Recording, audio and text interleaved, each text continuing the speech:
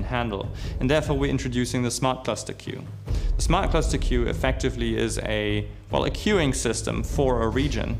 This smart cluster queue determines how many people from each participating site in a battle can actually get into the cluster as it is. We are still dynamically letting players from all sides in so that there's no way that one group can just block out the other. In this way, we can deal with large fights almost infinitely.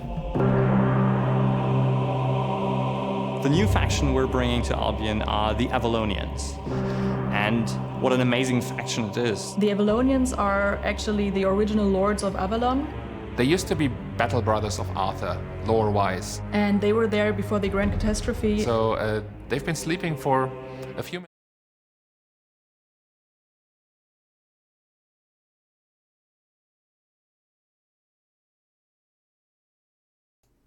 Welcome to Albion TV presents the AO Daily Show.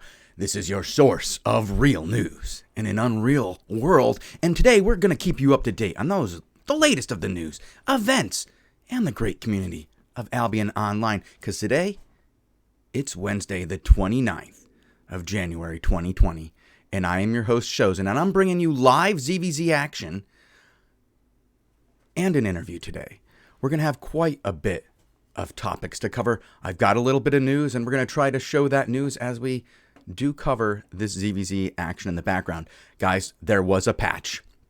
I'm sure you're all aware we had our very first patch for Season 8 in Queen. Well, I guess, can I even call it Season 8? Or do we have to call it the Queen Patch 1? I guess that's what it is. Guys, the fame and loot for randomized dungeons has been reworked a little bit. But I did talk to Shiro this morning, and he's still not super pleased with the fame from the elite randomized dungeons. He had me look at the final boss. I watched the fight. He had some feelings. I'll be sure to pass them on for Shiro. For those of you who are looking forward to some territory capture, they gave out a brief guide on how to claim that territory. And you're going to want to go ahead and take a look at this if you're going to be out there in the next few days, because Saturday is the first invasion of Season 8. It's when it all begins. It's when the territories go live and you can start taking these things down. And then the real fun begins the next day. When the new mechanic kicks in and territories are taken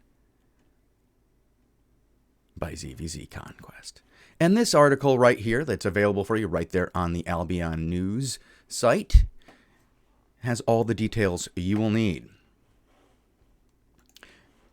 Yesterday, I mentioned that there were some changes to the Crystal time slots, and yes, here they are. They used to be 2, 13, and 20 UTC. Now you're getting an additional slot at 2:30, 13:30, and 20:30. Good news for all of you guys who are really into the Crystal Realm battles. This Crystal League is kicking off well. I've really enjoyed it. People are really getting into it. And I can't wait till the season actually begins and we get to see the real fights.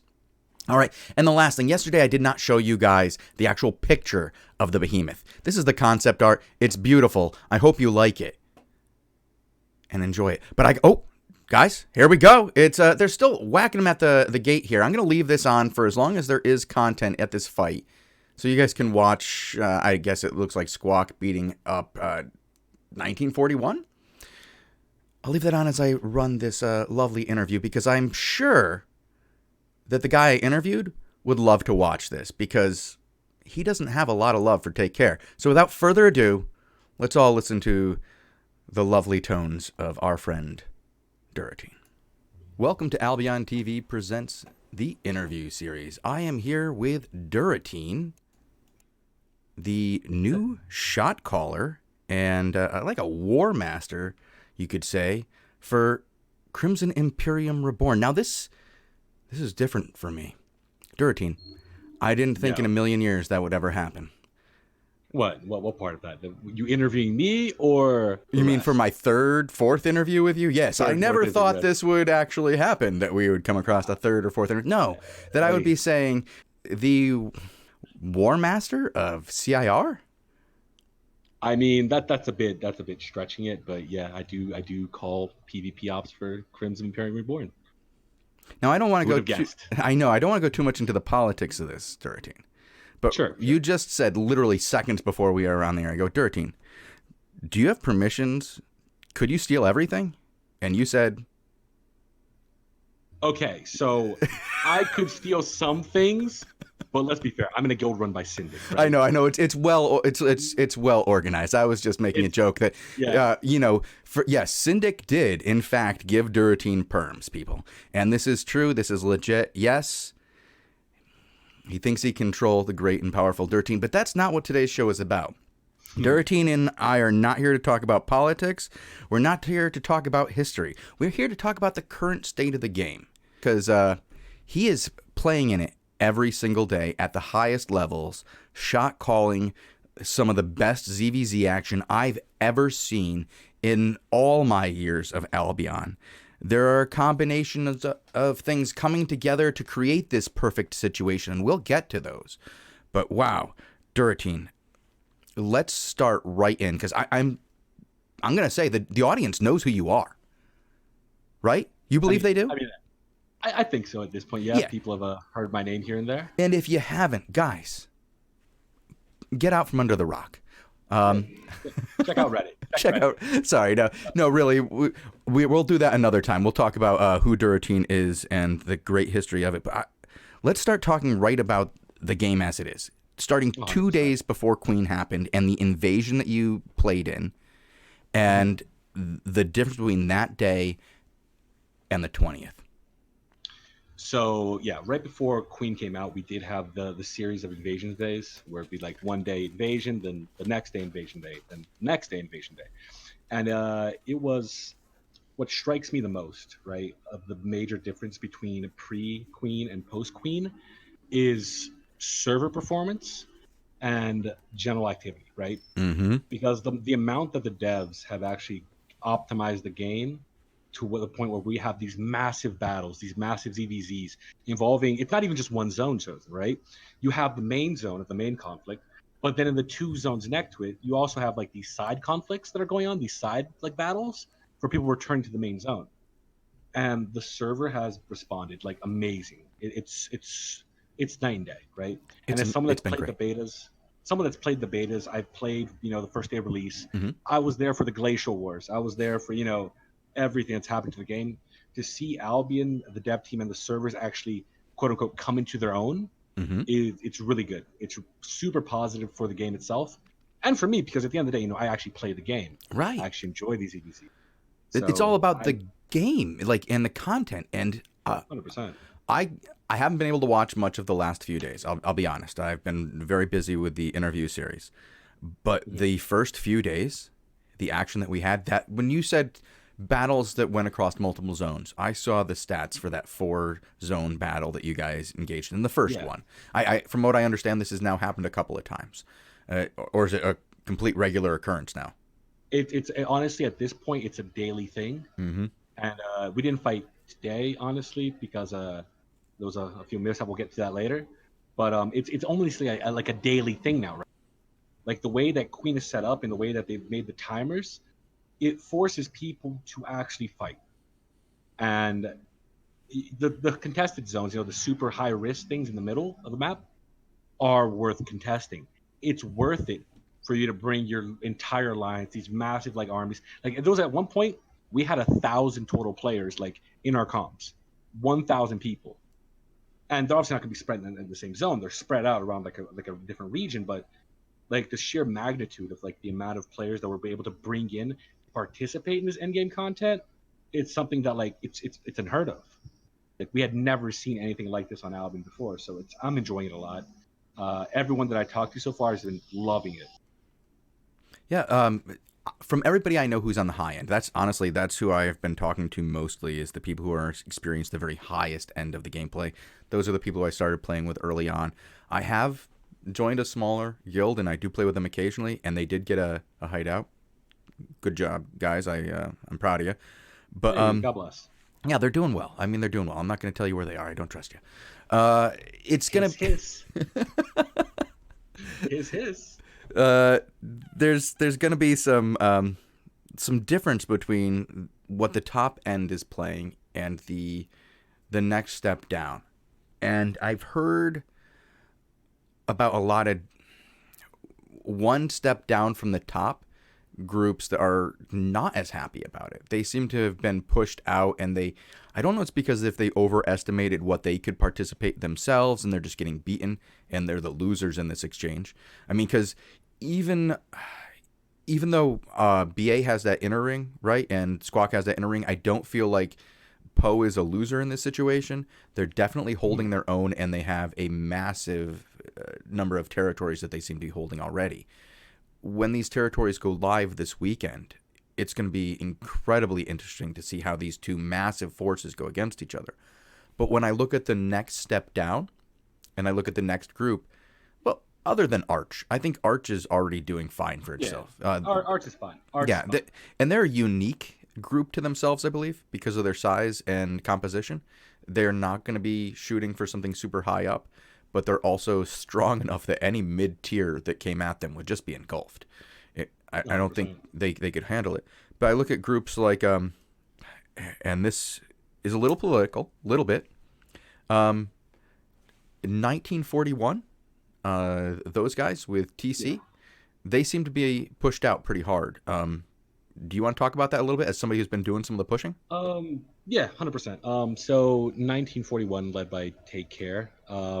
It's just their style of game and the personalities they have running their alliance make them a very unlikable group, right? Oh, well, I was going to go about skills, but if we're going to go there, okay.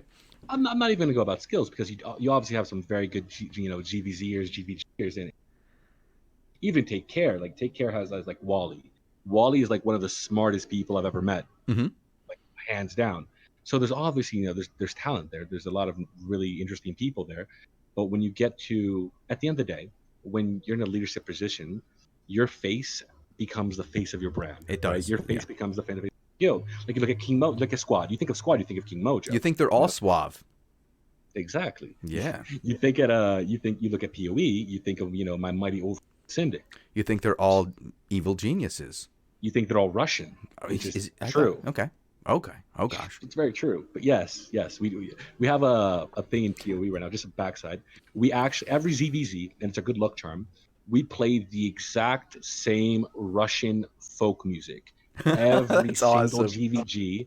It's a 10-hour YouTube video, and it's on repeat. I know that. I think I know that.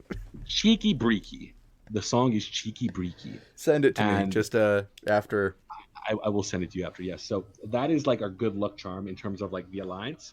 If we don't have Cheeky Breaky playing, we don't function as a guild and as alliance. You need that beat going, man. You got to get get the march going. There's a reason why armies would have little drummer boys to get things all set up.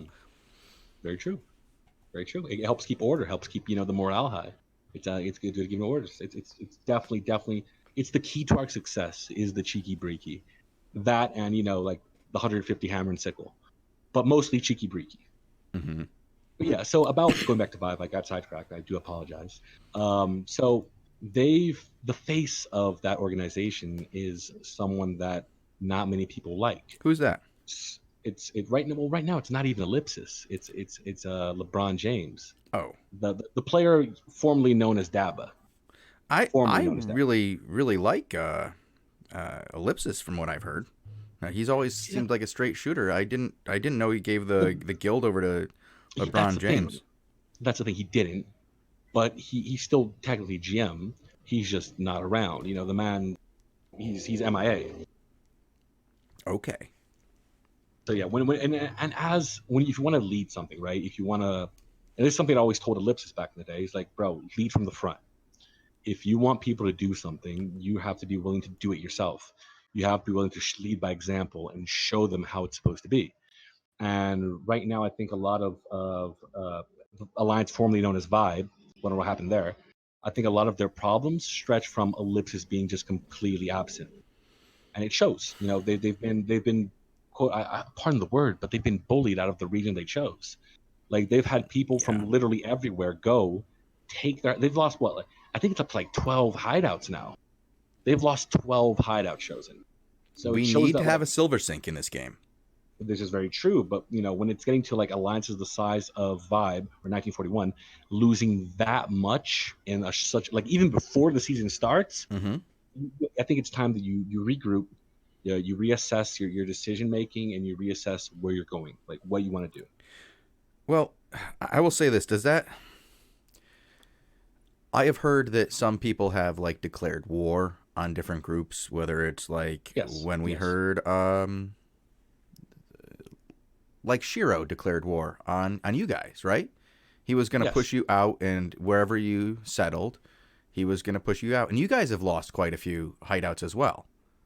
We've lost 5 up to now, yes. As an alliance, on alliance level, we've lost 5. Okay, I've heard different numbers, but I will take it from you. I don't have, I'm sure the attacker always inflates the number. But and by the way, like just that command mammoth we got up when you were smoking that cigarette, that already pays for all those hideouts. So shout out to Shiro, keep the donations coming. Shout out to all of Blackwater. I mean, Hammer and Sickle, the best Russian guild. Like, what are you gonna do? It is what it is. I love it. Well, but I've heard that you, just like Shiro declared war on you guys, you guys have declared war on TC. Specifically, you said that you. That's more of a okay. So before we go on, that's more of a personal. Durateen wants to kill, take care. Oh, it's like Syndic. Syndic has his own personal agenda, and Syndic, like he's a very intelligent man. Like, don't get me wrong, Syndic is one of the smartest people I've ever met, and he understands how to be charismatic and at the same time how to be a leader. Like, he actually knows, how to like make people fear him and respect him at the same time, which are two very different things.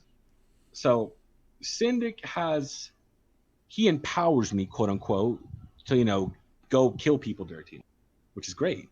But at the end of the day, Syndic has his own plans of what he wants to do for the season. POE obviously has our own objective.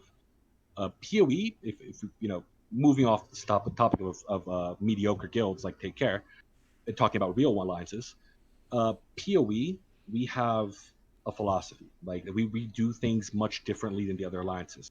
And that's why you don't see POE go on Reddit and, post like memes, or we don't like shit talk people in game. We try to keep things in game because our overall objective is to make the experience of being inside an alliance guild or being a player with us a positive one. Right? That was some good PR. I liked that. Yeah, I mean, we want to make the game fun, and at the end of the day, Albion is a PvP game. So if you are interested in PvP, we want to give you as much of that as possible. Example, we have something called a standing squad, right?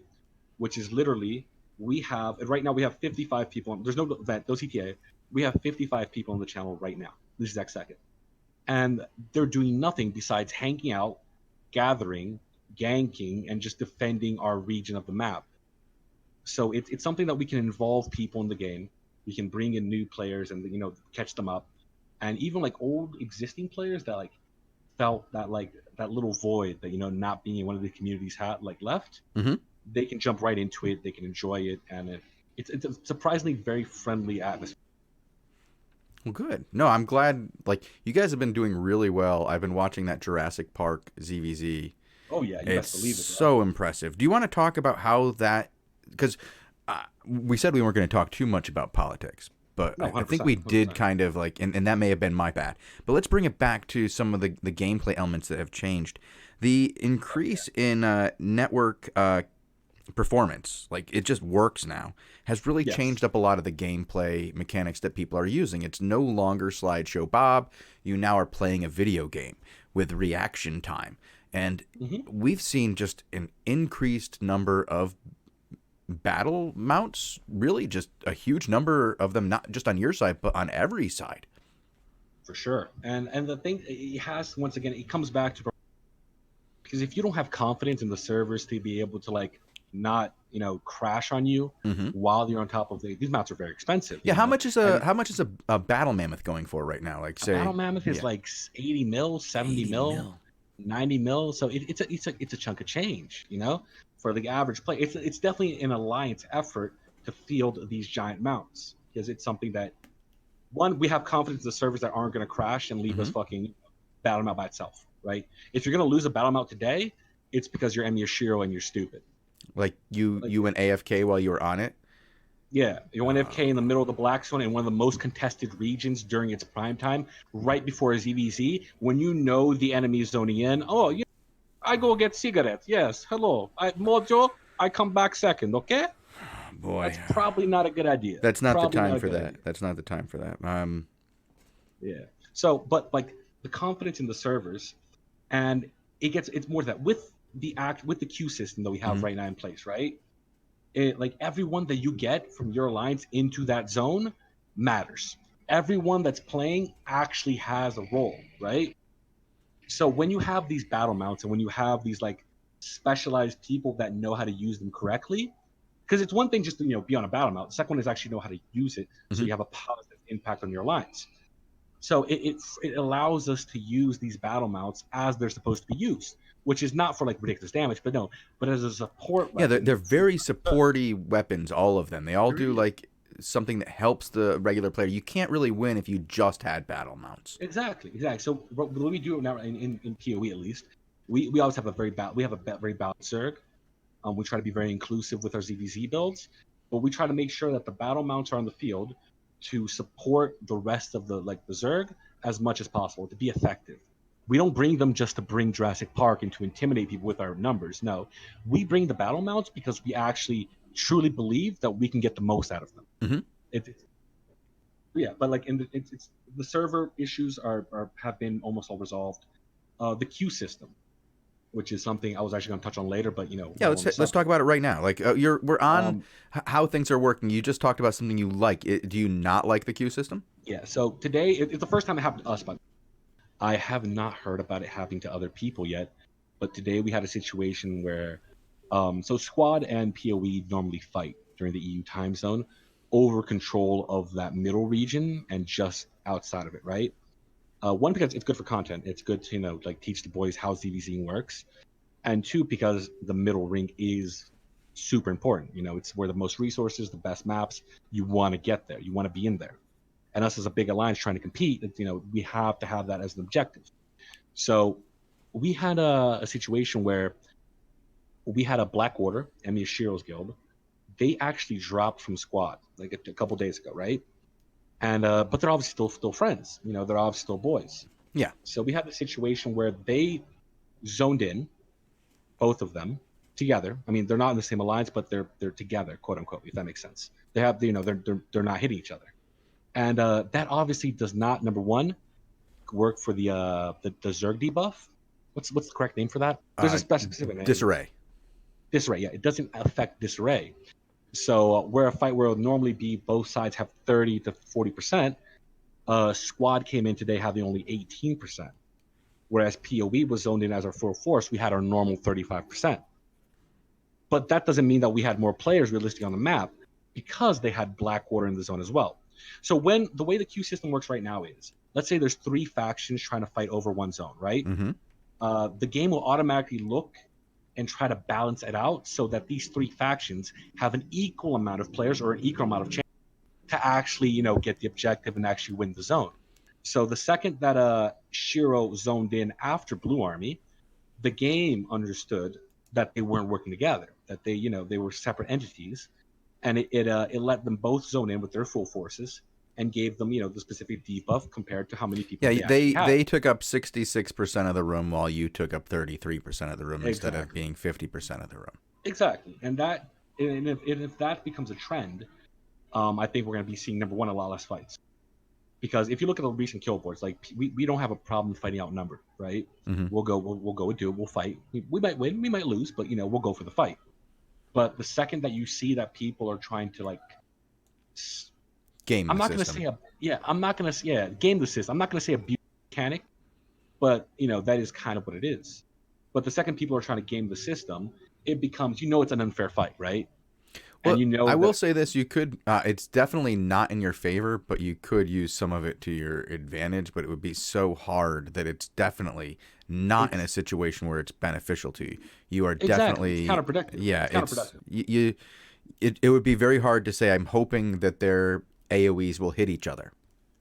It's not realistic, is it? No, not if they split. No, people have gotten too good at splitting their forces and directing where they go and how to actually engage. You see three-way fights that are true three-way fights, where people who are good at doing shot calling really manipulate where their position is to make sure they never fight on two fronts. Yeah, and I have to give a shout out, just to cut you off, I have to give a massive shout out to Syndic, because I didn't actually know that Syndic could call. But Syndic is not only a very capable caller, but the way that he manages the rest of the alliance, like, because we usually fight with Skeleton, Hammer, and Sickle, and the way that he directs them into the places they have to be at the specific times, it's very impressive. So big shout out to Syndic. Well, wasn't he doing the calling before you even got there? He was, yes. I mentioned the other day that I thought it was incredible that he went from a not just a competent GVG player, but he played on one of the most one of the best teams most successful of all time.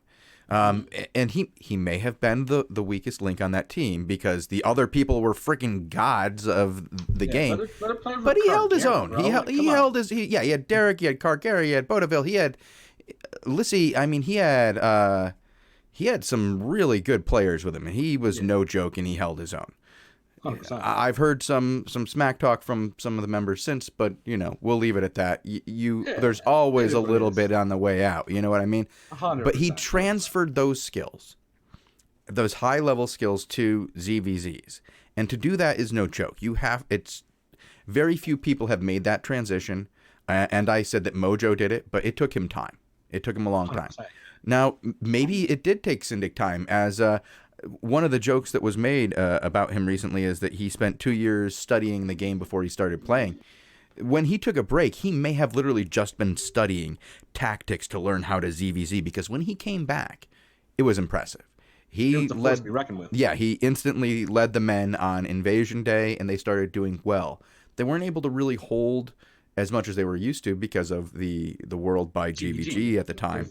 But he had made one of the earlier transitions of some of these major guilds to ZVZ.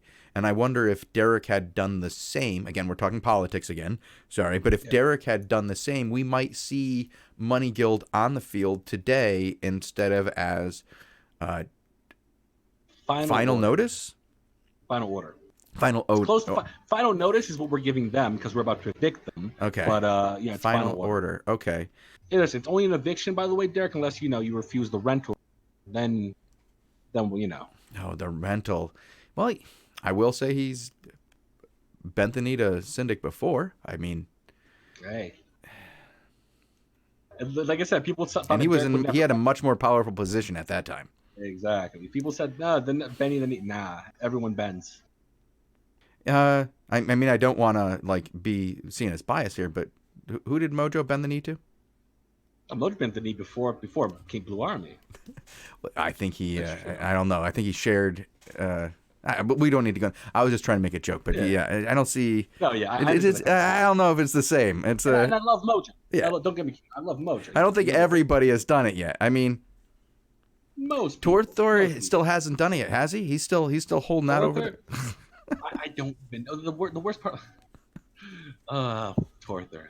Torthor's a special character. I'm not gonna get into Torthor. Yeah, we'll just move on. Delightful human being.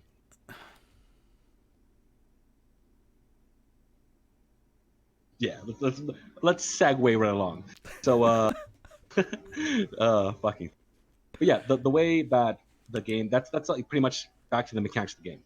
I think that the disarray debuff is working as intended. I really think it does. You do? Okay, because I want to come in here as just I mean, I thought it was too, and then I recently got messages from a bunch of people who said that it's not at the higher levels. It's really just out.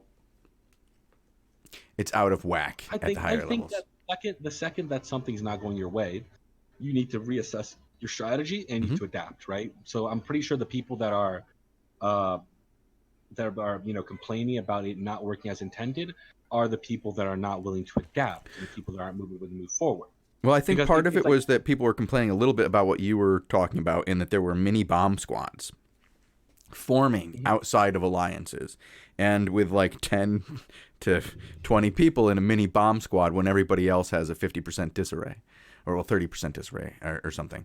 And then you come in with the bomb squad. That bomb squad suddenly becomes like ridiculous. No, 100%. But you can't really blame the disarray on that. Right. find a but way. is that my question is that against like when you know you can do that, is that now against like good gamesmanship, or is that high level gamesmanship? What does that count as? Where do we end up seeing that in the end of this? Personally, I don't like it. I don't like it because I think that the second that you're in an alliance, right, you're fighting for that alliance, you represent that alliance. Well, that's the thing is we've seen it. It's not they're not doing it against or for any alliance. They're doing it for their own pockets. They're going in and they're blowing shit up. And that's like, fine. yeah, so I think that's very interesting. And I know people are complaining about it because they see just exactly what you're talking about. It's a door to an option. It is, and that's the problem. Like I don't see many alliances using that as a valid strategy, but I feel it this way, right? Albion's a sandbox MMO, so if you give me sand, I'm gonna try to build a castle. If someone else comes along and tries to break my castle, but whatever tools they have inside the sandbox, I have to be okay with that because that's how the game works. So if we're getting third party by 20 random people from Bridgewatch, props to them for having the balls to come to these giant fights and to make a third side and to actually killing people. Like, props to them. That's just how the game works. Like the ganker groups that gank people coming back to these large DVZs, props to them because they're finding ways. It's action reaction, right? They're finding ways to use our fight for their content. And that's what's really special about Albion, that it gives you the possibility to do these type of things, right? It gives you the option to do it. So is it a bad thing if you drop from your alliance to have an edge in a fight? I think it is. I think that's scummy. I think, I'm obviously a snake, but like, I think that's counterproductive to what is your alliance is trying to do. But if you're a third party and you see, like a group of POE that's, doing nothing at a gate, and it's free loot, by all means, troll brimstone the fuck out of those kids. Because that's how the game works, and if it was the other way around, you could definitely expect me to do the same. So I love it. I love the way it is right now. I love that it's giving the possibility for smaller groups to actually do things. Just going on, I know I'm running away with it, but I had a fight 2 nights ago, right? Versus Fricks. Fucking quads. Yeah, but I had a fight 2 nights ago against Fricks. And Fricks called whatever's left of phrasing, even though all the good kids in phrasing are already in CIR. So, shout out Jiggle, Nomac. But Fricks called their boys from phrasing and title and all those other alliances, right, to come. And it turned into like, quote unquote, like a 3-way fight, even though they weren't in the alliance. But I was okay with that because it's just a 3-way fight, It's not that a guild is dropping from the alliance specifically to get an advantage in the fight. It was a really good fight, and I enjoyed it, even though, Fricks got stomped, and phrasing's a horrible guild. But it is what it is. I loved it. So there's situations and there's situations. But overall, I do like the mechanic. I do like the way the queue system works. A lot of people are going to complain about it, but, it's better than the zone cap wars. It's way better than it was. Can we just it's so much better. And it's not just the server being better. It's everything kind of is just a little bit better altogether, and it's leading to some Have you ever had more fun playing Albion than you've had in the last week? I have not. No, I have not. And this is the main selling point. Like I've played Albion for a very long time, so I have a lot of friends. You're at like 4 years now, aren't you? Yeah, I'm pushing 5 years now. Oh, I'm wait. So, Alpha still, huh? Beta, yeah, okay. All right. Beta 1, bro. So for me to be able to tell like my old friends, be like, hey, try this, trust me. And to see them log in and actually enjoy the game, having fun, it's very rewarding because like I obviously love the game. I like Albion. So to have like, my friends come back into the sandbox to play with me, it is something very positive. Mm-hmm. And, thank you to SBI for making that possible. Like the changes they have made so far are very positive, and I can't wait for the season. I really can't wait for the season. This weekend is going to be crazy. Do you want to give? Gonna be amazing. Do you want to give any like predictions on what you think is going to happen this weekend? We do have Invasion coming. Yeah, 100%. But okay, so about Invasion Day, Durateen, please do not bully Syndic. Please do not PM my boys. I think we're going to see everyone be a lot, quote unquote, more passive about controlling their regions, right? I don't think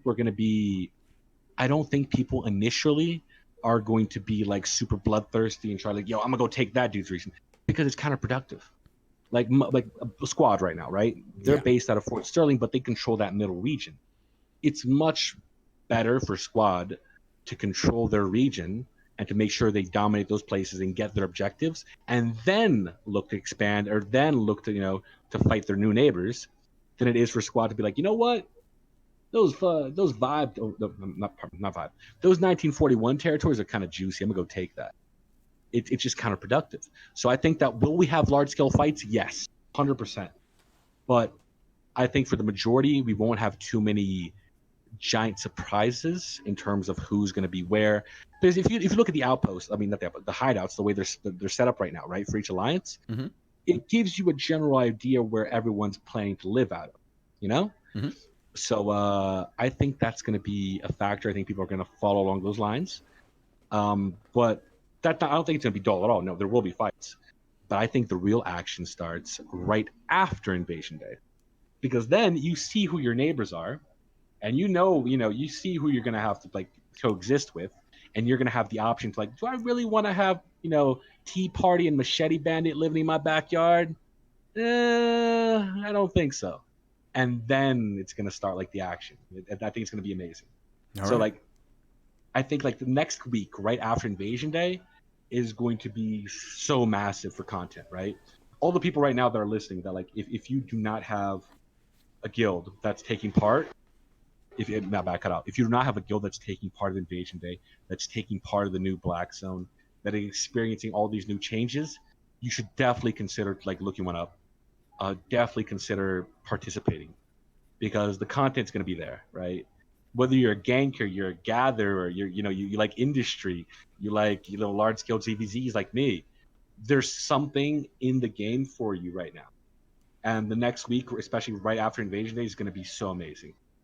I agree. I think that the first 2 days are going to be crazy, because the first day after is when people can do that first part of taking a tower, where you have to like knock on the door and say, hey, I'm coming back tomorrow. You're going to have to defend this tower. And then that next day when people bring all their forces to defend the appropriate towers, that's going to be when the strategies start kicking in. Like, who's going to help who's moving in to make what happen, who's cutting off what zones. That's going to be crazy stuff. That week can be great. Yeah, it's like I said, I have super high expectations in quad. I have super high expectations for the beginning of the season. I think it's going to be amazing. I think people are going to be very pleasantly surprised with the direction the game is going. I think the people that were, iffy about the Crystal GVG system are going to be amazed by how good it actually is and how much content it gives you. And it's a really good place to be right now. Like, to play Albion right now is super, super good. Yeah, I apologize for the background. Don't worry about that noise, man. It doesn't come through super heavy. Okay, yeah. But like the way that like the game is right now, I super enjoy it. I'm really looking forward to it. And we'll see how it goes. But I'm excited. Excellent. That's awesome. I'm really I also am excited, and I think it's going to be a fantastic day. Is there anything else you want to talk about here while I have you on the horn? That's pretty much it. I just want to give a couple shout outs, if that's okay. Absolutely. Give as many shout outs as you want. Yeah, I want to shout out all the boys in CIR.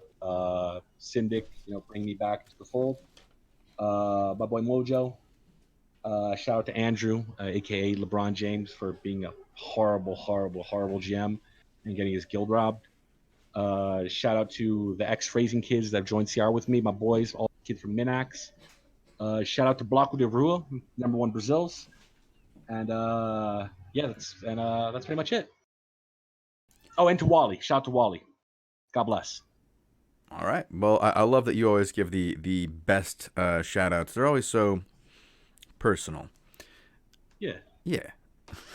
All right. Well, thank you very much, Durateen. I really appreciate you being here with me today. And we'll have to do this again. I don't know. Maybe we'll have to do this for a shorter, like, small section of just what happened on your Invasion Day or the first couple of days afterwards. 100% down. If you want to get after the first week, if you want to do like a recap, I am so down. Yeah. All right. Thanks, guys, for tuning in. I wish you guys the best. even when you fight BA, man, as long as it's a good fight, I'm all for it. And you guys have put forth some of the absolute most amazing ZVZs I've ever seen. And if this stays the way it is, oh, God, Durateen, we're in for something good. I hope so. I honestly hope so. Like I said, we in POE are super excited about the season. We love the fights that we're getting so far. Win or lose, it's about the experience and being able to participate in these large-scale battles. And we're just happy to have the content right now. And we go final shout out to my boy Flami. I forgot about you. Delicious. God bless. I hope you guys all enjoyed that interview with Durateen. It was a lot of fun for me. He's always quite entertaining, and he made it pretty easy. There was, once again, not a lot of editing I had to do on that one. It was pretty good.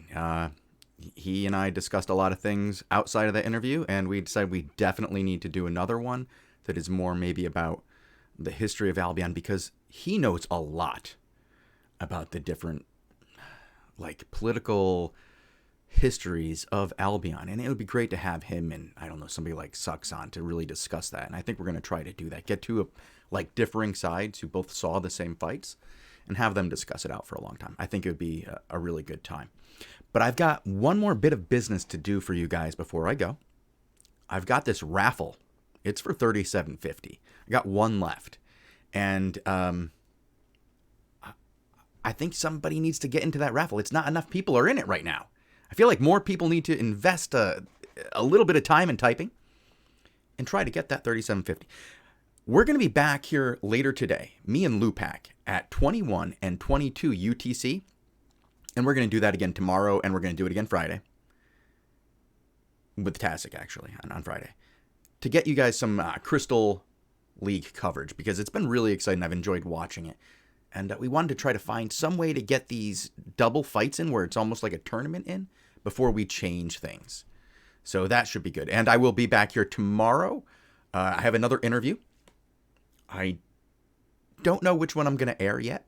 I've got a couple. I'm going to do another one in just a few moments. But it won't be the Gluttony one. That one, I do not have the time to edit it yet. This is going to be a long-term project. I know I talked about it, but golly, I looked at it again yesterday, and I spent an hour on it, and I feel like I got 5 minutes through the interview. So it's going to be some time on that one. If you were really, hanging your hat on that one's the one you hoped for, I do apologize. It's going to take a little bit of time. All right, but let's pull that raffle. Oh, good timing.